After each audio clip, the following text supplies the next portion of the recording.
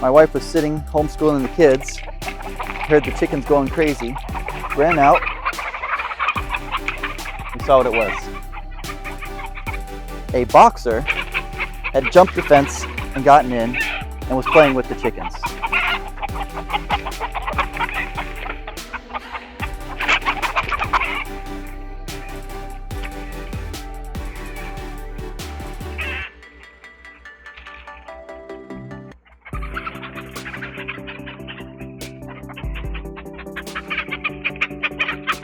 Well, she scared it off before it got any more chickens. He jumped this fence, and then that chain link fence over there, which is about 6 feet tall. So this is doing me no good anymore. For a year and a half, this worked great. Now, it's totally useless. We called animal control and let them know about the dog, but by the time they came out, he was long gone. I chased him down the street through the neighborhood, and then he took off through some backyards and he was gone. So, I mean, unless he comes back, but he was friendly enough. I think he was just playing with the chickens, but nevertheless, he killed 5 of my chickens, so it's really sad. Then yesterday, 2 more stray dogs came around and started running around. Fortunately, I had put the chickens up in the run, so there were no threat. So anyway, this has all got to go because I got to step up my security game. I don't want to keep my chickens cooped up in the run. I don't like doing that. It's just impossible to keep the run clean. There's too much poop and waste, and it just gets dirty too fast. So they're a lot more likely to get diseased and have problems, and so I'd prefer to have them out free ranging. So need a better solution. Plus, at some point, we hope to own land and have a homestead, proper large homestead, and so we need a good long-term solution that will work for all kinds of predators, not just dogs, but mountain lions and bears and foxes and all of that. This wire fence won't do much for that. I'm always thinking about how to prepare for my homestead.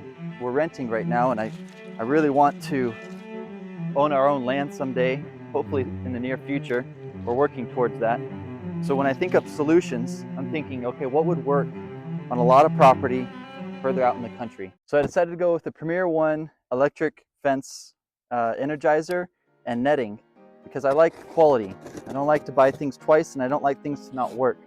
So this is the Premier One 80 Energizer. There's different levels. 30 I think is the starting level, and then it goes up from there. The reason I got this one is more than I would need for now, but I'm hoping to expand one day and have more nets and more animals, and so I went ahead and invested now. So far, so good.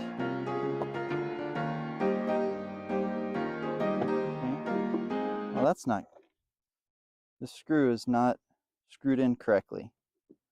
Not a great start. Let me go get a screwdriver and fix that real quick. Okay, I got that figured out. I had to unbolt the whole thing, separate it, and clamp it up back right, and now it's fine. So here, slide that right in there.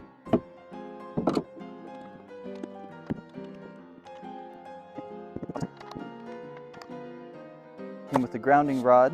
It's an 18-inch grounding rod. Okay, came with this digital tester. Okay, there's about a bazillion types of fencing options that they have.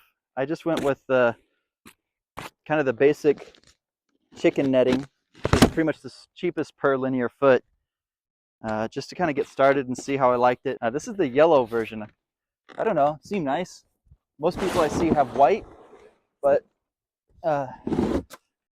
feels much higher quality than I expected, honestly. I mean, I knew Premier One was nice, but this doesn't feels like a strong nylon rope. Doesn't feel like it's gonna break. And keep these poles together.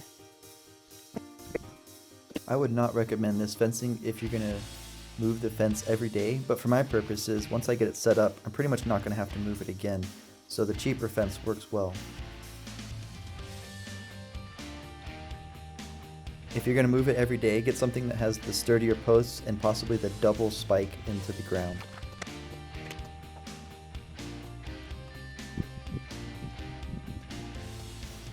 These spikes are meant to be used to hold the bottom of the net down around the perimeter, but because the posts are so flimsy, I ended up using them as anchor points, kind of like a tent tie down, to hold the posts up tight and keep it tight all the way around the perimeter.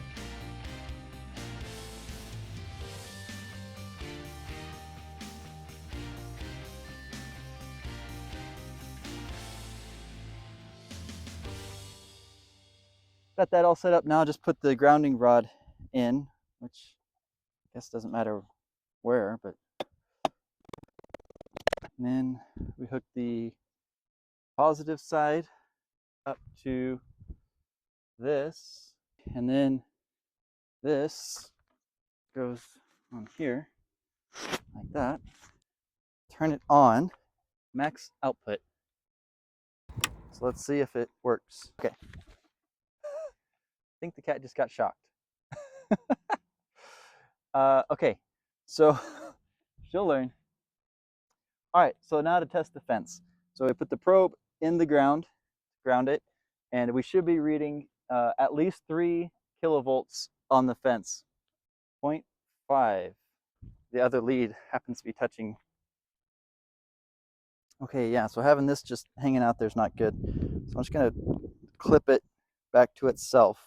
All right, let's try it again. Now we're looking at 10. So it definitely was hitting on the chicken wire. Electric fences are really cool, especially when you have a solar powered Energizer like this. This is so cool. So the solar panel obviously collects the energy from the sun and turns it into electricity. It then charges the battery, and the battery then charges the Energizer. And the Energizer puts out a high voltage, usually between 3 and 10,000 volts of electricity out of its positive terminal. Now, it pulses it instead of having a constant flow of electricity. It just pulses it every once in a while. That way you don't get stuck on the fence if you get shocked and you can't get off of it. It would drain that battery really fast and it would really, really hurt for a long time. But it just pulses it about once every second, which is so cool. So it comes out, electricity comes out here, comes up to the net, and the net has wire running in all of the horizontal members of the netting. The vertical members don't have any wire in them.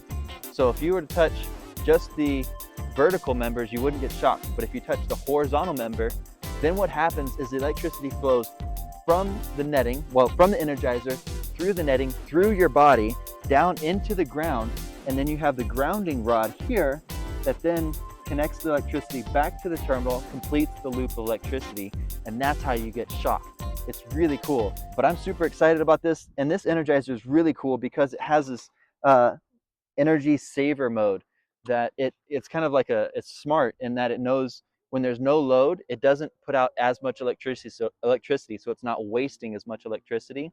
So the battery will last longer for like long cloudy days or periods of time where it's raining all the time. But if I need it to be max output, I can do that as well. But most of the time, I think I'll run it on energy saver. Finally gonna let the chickens out. They haven't been out in a couple of weeks. I had them cooped up in their run. Cooped up in their run. So I'm gonna let them out for the first time in 2 weeks, and let's see how they like it. They're all taking dust baths right now. Yeah, chick, chick, chick, chick, chick, chick. Fluffy cheeks, of course. Wake up, today's gonna be a good day. Wake up, today's gonna be chickens happier? Wake up, Fluffy cheeks. Fluffy cheeks, are you happy? You happy to be out? Get out of that pen? Stretch your wings a little bit. Spread your wings and fly. 1,000 candles in the wind. 5,000 candles in the wind.